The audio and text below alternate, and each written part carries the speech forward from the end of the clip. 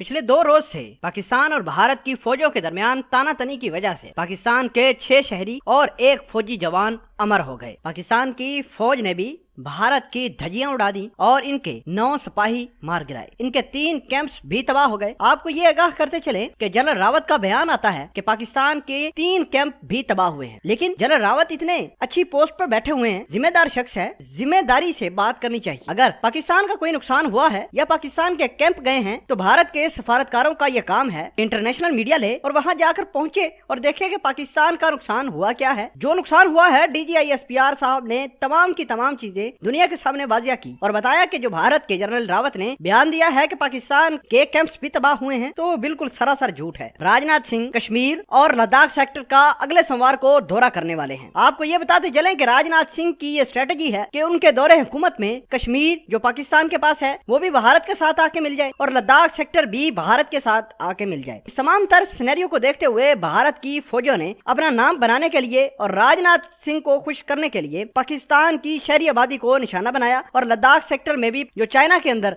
आबादी है, चाइना के गांव हैं, उनको निशाना बनाना शुरू कर दिया। भारतीय वजीर दफा राजनाथ सिंह ने बयान दिया है कि वो पाकिस्तान से कश्मीर और चाइना से लद्दाख लेकर ही दिखाएंगे। जब से राजनाथ सिंह का लद्दाख और कश्मीर का दौरा अनाउंस हुआ है, सारे फौजी, सारे इनके टैंक्स, जहाज पार्टिसिपेट कर रहे हैं। बार बार पाकिस्तान के अंदर गोलाबारी भी ये कर रहे हैं ताकि राजनाथ सिंह को खुश किया जाए। भारत की नादरन कमांड के जनरल रणवीर सिंह भारतीय फौज को लेकर तरह तरह की गलत हरकतें कर रहा है। चाइना के अंदर भी गोलाबारी जारी है और पाकिस्तान के अंदर भी शेलिंग जारी है, जिसका नतीजा ये हुआ है कि भारत के 3-4 कैंप भी तबाह हुए हैं। इनके 9 फौजी भी मारे गए हैं। राजनाथ सिंह कश्मीर के अंदर पहाड़ी इलाकों में तैनात भारतीय फौजियों से भी मिलेंगे और बताएंगे कि पाकिस्तान को किस तरह नुकसान पहुंचाया जाए और मुख्तलिफ चीजें भी डिस्कस होंगी। लेकिन राजनाथ सिंह और इनकी फौज भूल चुकी है कि जगह जगह भारत और इनका मोदी मार खाने के बावजूद अब भी सुधर नहीं पा रहा। नाज़रीन ग्रामी, कल से पाकिस्तान की सरहद के ऊपर काफी दफा भारतीय ड्रोन भी आया और पाकिस्तान आर्मी ने उसको वार्निंग देकर छोड़ दिया। चाइना के बॉर्डर पर अब भी बड़ी तादाद में भारतीय फौजी तैनात है। इनके